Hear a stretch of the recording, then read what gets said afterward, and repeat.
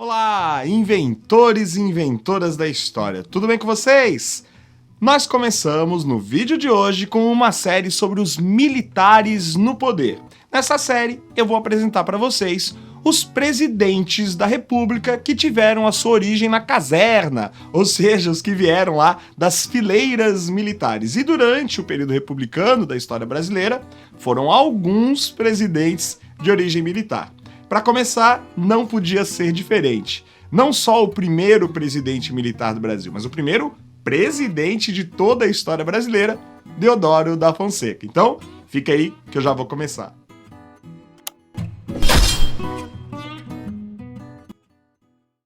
Muito bem, e para começar essa história, a gente tem que retomar o processo de transição.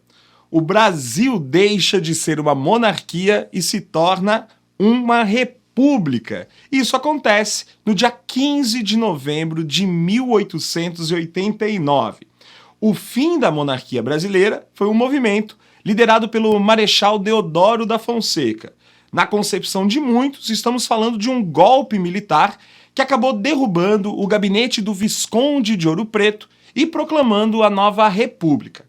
Já no dia seguinte ao 15 de novembro, na madrugada mesmo do dia 16, foi formado um governo provisório. E esse governo tinha alguns nomes de peso. O próprio Deodoro, chefe da Revolução ou do golpe, era o novo chefe de governo. Rui Barbosa foi indicado para o Ministério da Fazenda, enquanto no Ministério da Guerra, o influente Benjamin Constant. Quintino Bocaiúva, por sua vez, se tornava ministro das Relações Exteriores e Aristides Lobo ficava responsável pelo Ministério de Interior. E claro, esse novo governo vai adotar novas medidas para o novo regime do país. O desafio aqui era enorme, transformar um império centralizado em uma república de características federativas. Logo nos primeiros dias, algumas medidas importantes foram tomadas para dar cara a esse novo regime. Então, anota aí para você não esquecer. Primeira coisa, claro, as antigas províncias vão ser transformadas em estados com uma certa autonomia e que futuramente, inclusive, teriam direito a uma constituição própria. Outro fato importante foi a separação entre Estado e Igreja. Pela primeira vez, o Brasil se tornava um Estado laico. Além disso, foi criado o casamento civil, os cemitérios passaram para o controle público e o ensino religioso deixou de ser obrigatório.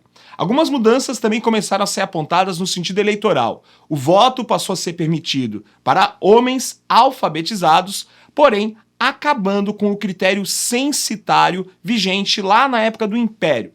Outro evento novo foi a grande naturalização. Todos os estrangeiros residentes no país poderiam se tornar automaticamente brasileiros, salvo, claro, se declarassem a vontade do contrário. Essas decisões visavam romper com a herança imperial e também geravam algumas tensões, claro, com os setores conservadores e religiosos que resistiam a essas mudanças. Apesar de partirem juntos no golpe, as divergências no governo provisório surgiram rapidamente. A equipe era bastante heterogênea quando a gente olha para a composição desse governo chefiado pelo Deodoro. Havia os militares de ordem positivista, os republicanos liberais e até mesmo alguns monarquistas arrependidos. Temendo uma possível reação monarquista, o Deodoro chegou a editar o decreto número 85A, apelidado de Decreto Rolha. Ele permitia censurar jornais considerados ameaçadores à ordem republicana, prender opositores por atentar contra o regime, julgar civis em tribunais militares. Embora visasse proteger o novo sistema, a medida acabou aumentando o clima de autoritarismo e gerou muitas críticas na imprensa e na oposição que crescia contra o governo. Quando a gente fala dessa fase do governo provisório do Deodoro, a gente não pode esquecer da crise do encilhamento. Esse foi um dos maiores desafios do novo governo. O processo aqui foi liderado pelo ministro da Fazenda, Rui Barbosa. A ideia era estimular a industrialização do país. Com isso, foram autorizados novos bancos, que poderiam emitir papel moeda, e os empréstimos foram facilitados para a abertura de empresas. Também houve incentivo à criação de sociedades anônimas para captar investimentos. Na teoria, O plano parecia moderno, arrojado, mas na prática faltou fiscalização. Centenas de empresas fantasmas foram criadas apenas para atrair investidores e conseguir fazer empréstimos. Os bancos imprimiam moeda sem lastro, o que aumentava a inflação. E a Bolsa de Valores no Brasil virou palco de uma especulação desenfreada. Pequenos investidores perderam suas economias e o país acabou entrando em uma recessão.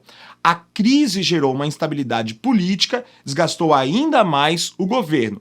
E o Rui Barbosa, claro, acabou sendo o culpabilizado por toda a situação. Foi afastado do governo, mas o dano econômico já estava feito e o Brasil saía dessa endividado, com inflação e, claro, uma desvalorização monetária gigantesca.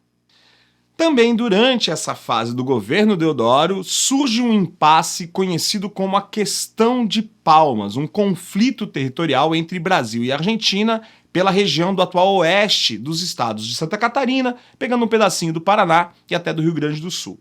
O Deodoro optou por tentar resolver a disputa de forma diplomática, encaminhando o caso para uma arbitragem internacional.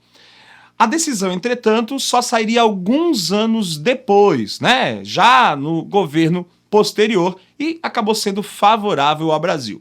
Apesar da solução pacífica, a Questão de Palmas mostrou que o governo provisório enfrentava pressões não só internas, mas também na relação com os países vizinhos. Em 24 de fevereiro de 1891, era promulgada a primeira Constituição Republicana do Brasil.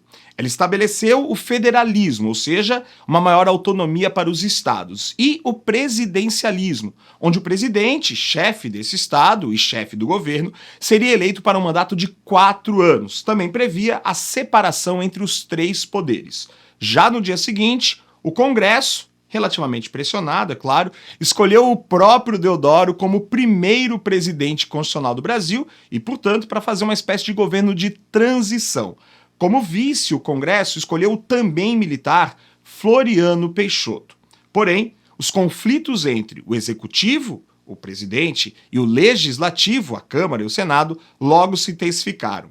Pressionado pela oposição e desgastado pela crise econômica, o Deodoro, em novembro do mesmo ano, em 3 de novembro de 1891, fechou o Congresso e decretou um estado de sítio. Esse ato foi considerado um golpe de Estado e gerou uma revolta na Marinha e culminou num movimento conhecido como a Primeira Revolta da Armada.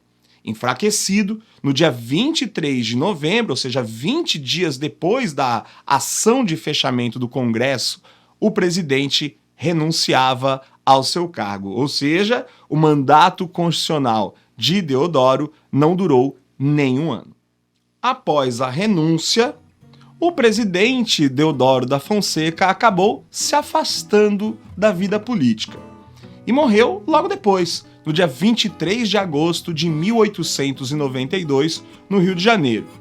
O governo Deodoro marcou o início do período republicano do Brasil. Inclusive, ele faz parte daquilo que nós chamamos de República da Espada, que são os primeiros momentos da nossa república, quando justamente 2 militares governaram o país. Esse governo revelou alguns desafios profundos, Lidar com a instabilidade econômica, os conflitos crescentes entre os interesses civis e os interesses militares, além das disputas entre os próprios poderes constituídos.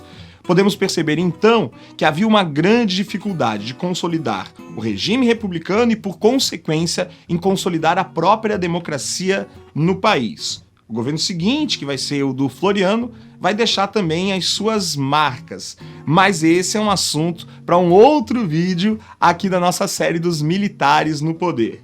Se você gostou desse vídeo e quer mais, claro, não deixe de colocar aqui o seu like, o seu comentário. A gente sempre gosta de ler o que vocês estão achando por aí, valeu? Eu te aguardo, claro, para mais vídeos por aqui. Até o próximo.